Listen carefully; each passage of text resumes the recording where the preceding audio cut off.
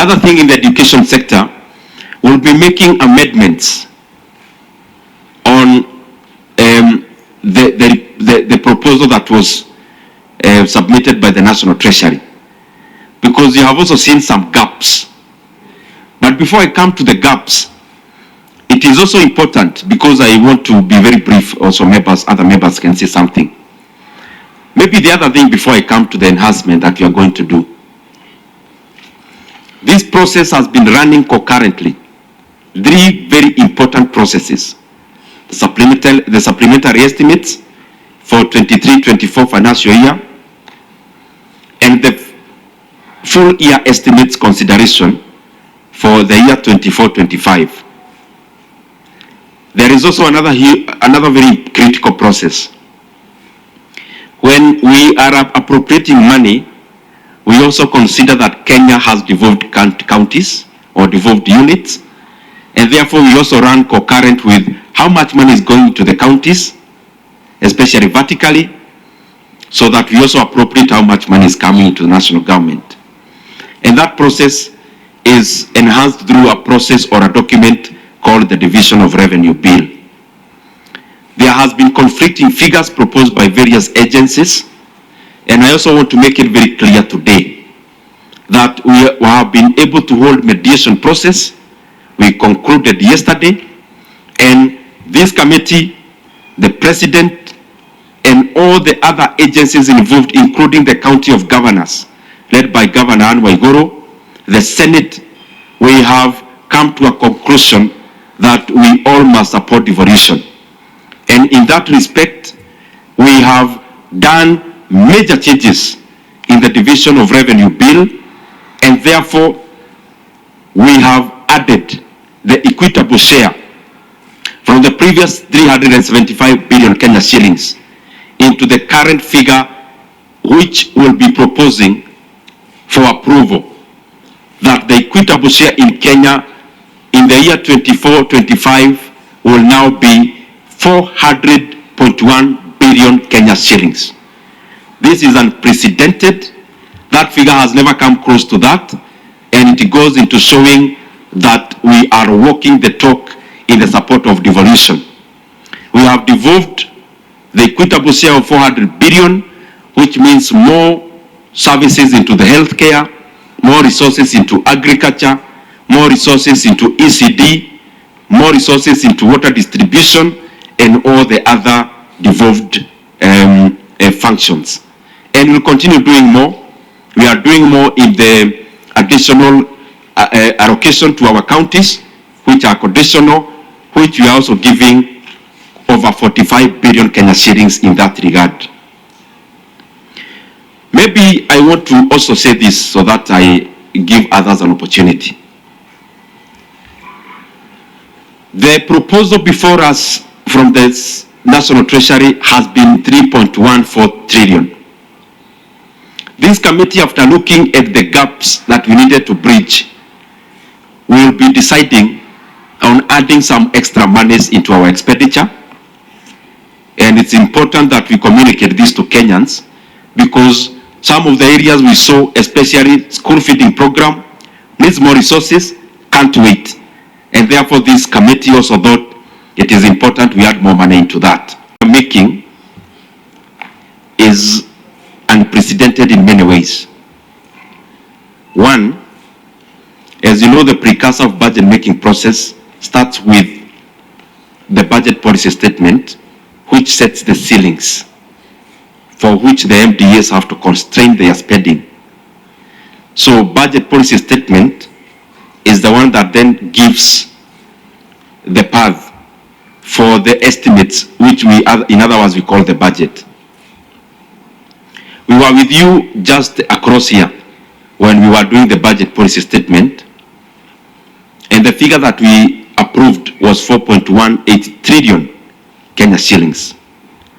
And I'm saying these figures because they are important, and they are part of the reason why we thought it is important we call you here so that we also communicate to Kenyans about it. So out of the 4.18 trillion shillings, something happened that has not been done in recorded history.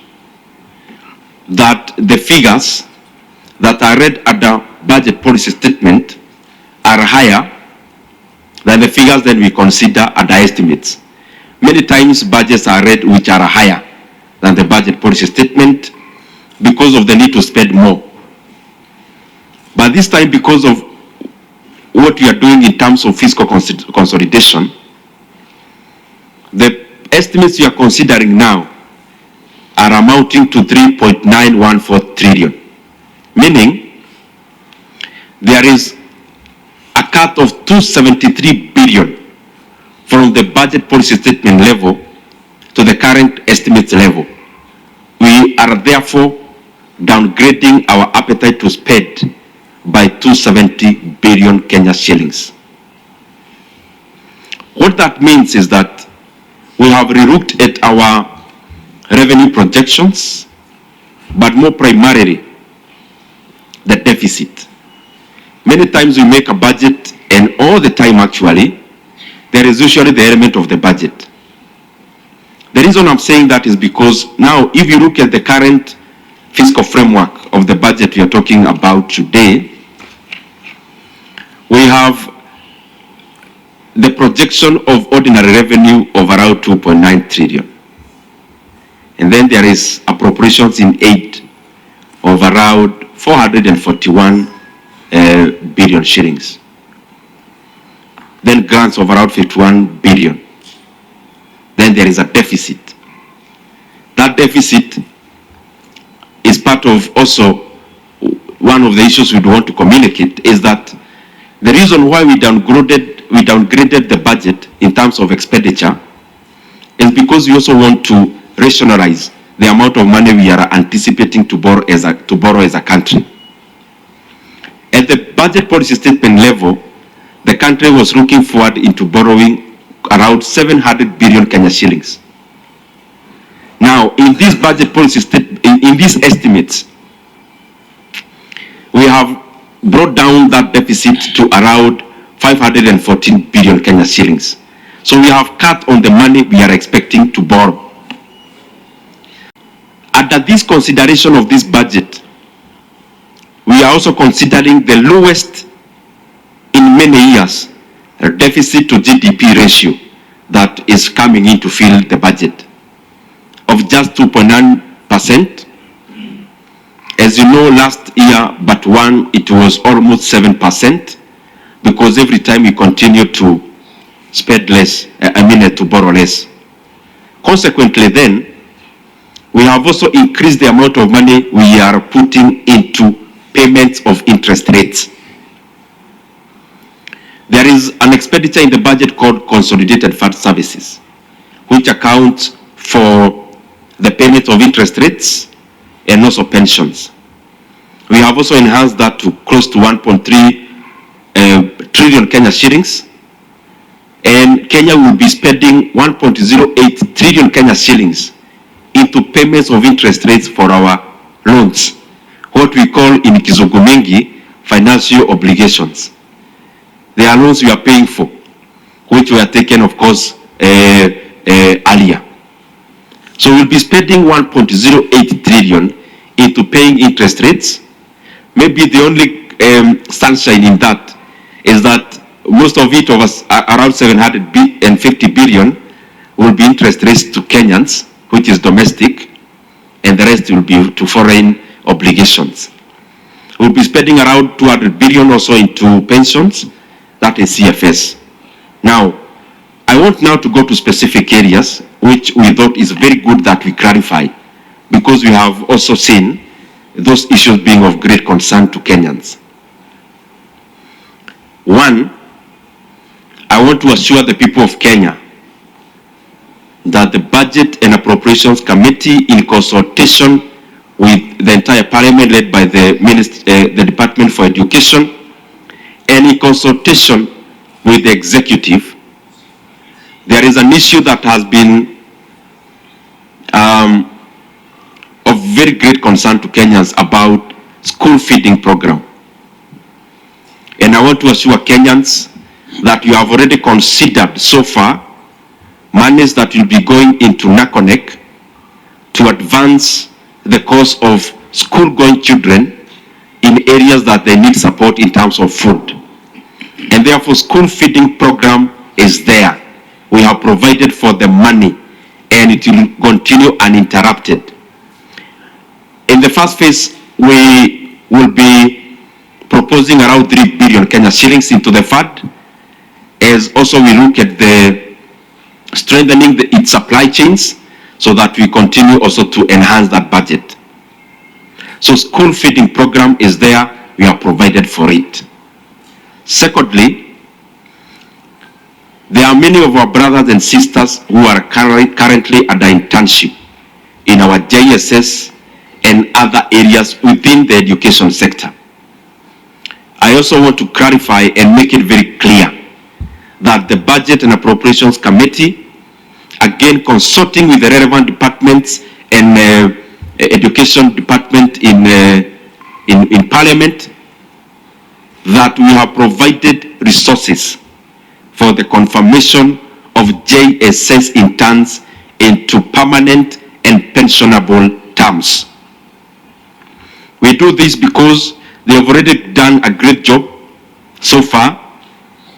Of course, with very little pay, it is only fair that we treat our brothers and sisters who are current interns in a manner that they have also treated our country with a lot of respect. We'll be adding more money into our universities for help.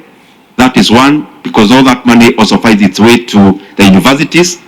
We'll be adding more money into infrastructure in our universities, which majority have stalled.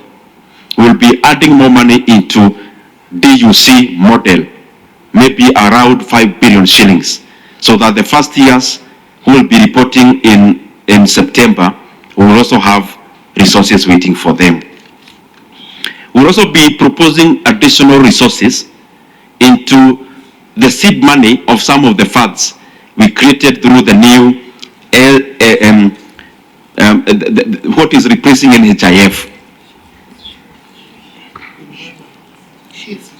SHIF. We'll be proposing additional resources into the seed funds for those. If you read that law, we are creating new entities. They need to be capitalized. We'll be adding more than 25 billion Kenya shillings into healthcare, so that we make universal healthcare accessible to all Kenyans.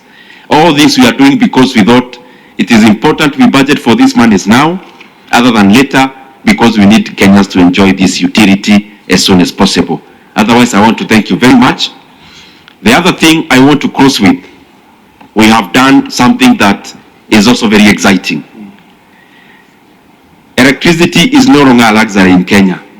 It is also a way of making the ease of business, doing business more efficient, and also it is important in terms of our livelihoods.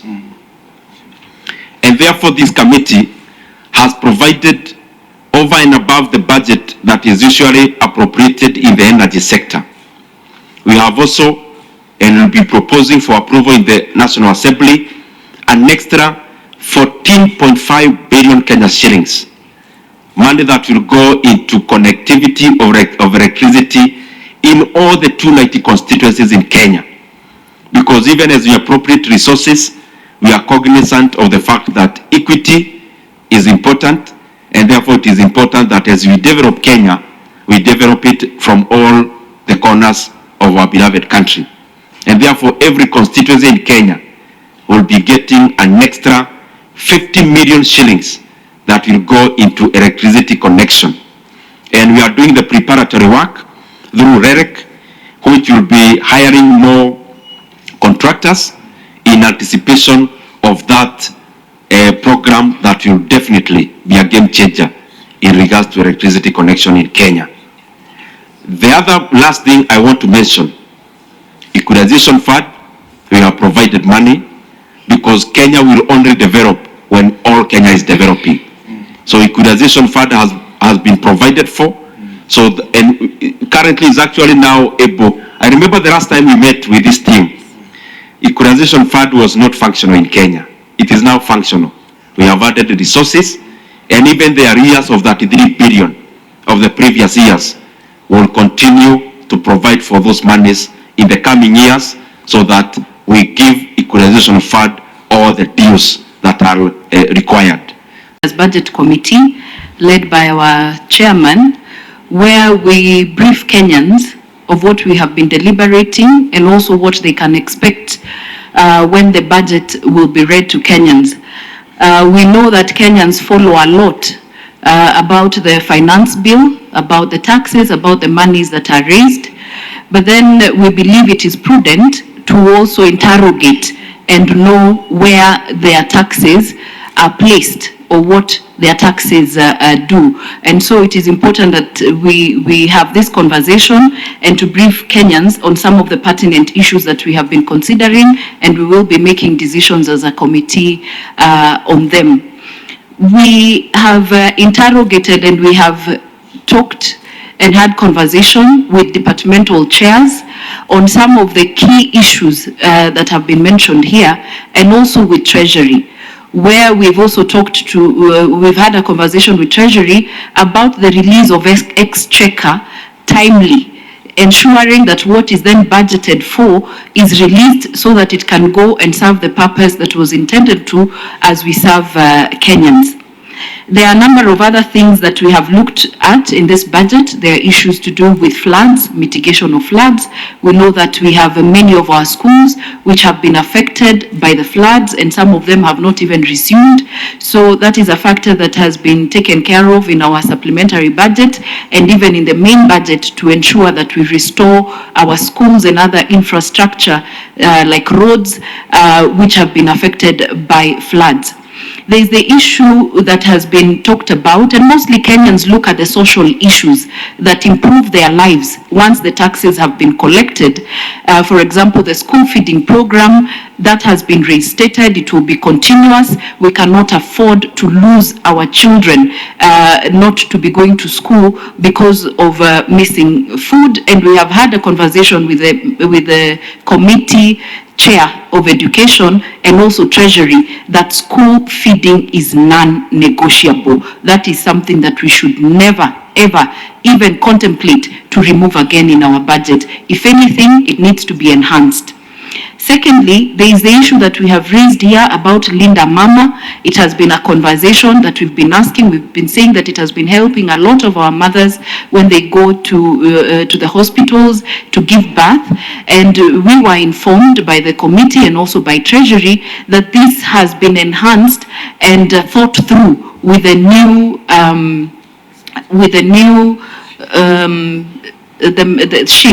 program, which is a percentage in the Constitution. When you look at the allocations coming from, we are giving as a budget committee, we are way below the constitutional requirement. So that's another matter which as a committee, through the leadership of our chairman, that we're grappling with in terms of how do we then make sure that we don't undermine democracy in the Republic by not funding political parties. This is another matter we are also discussing, and colleagues, it's a matter which will remain with us because it must be discussed. It's a hot potato. We can't let it go. It must be discussed. So these are some of the things we have been discussing for the last 1.5 weeks. Now we are getting to the final stretch where we'll be discussing now what goes to the final budget. And I think the chairman has been able to highlight some of the things we are trying we are starting to agree on as a committee.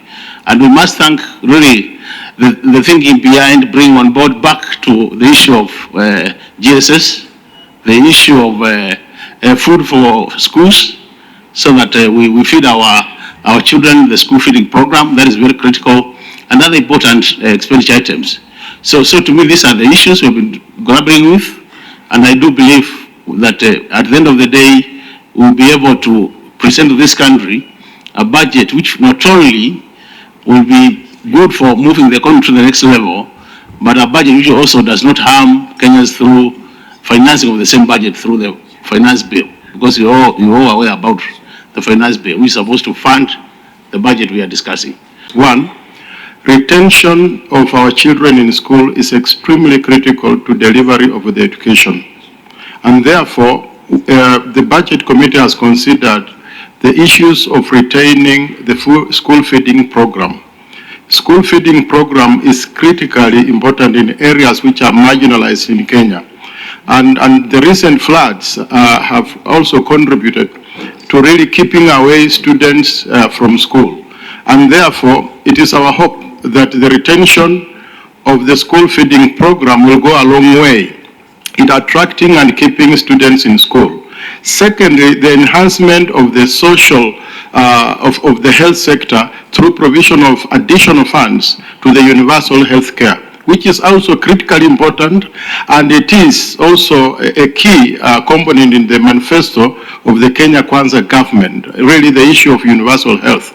And thirdly, the component of electricity spread in terms of energy in the whole country by making additional 50 billion in that sector. Those are the sectors that have been captured. In addition to that, the area of JSS, infrastructure development. It is a new component in Kenya. The schools are struggling with infrastructure, and therefore it is important that the government adds more funds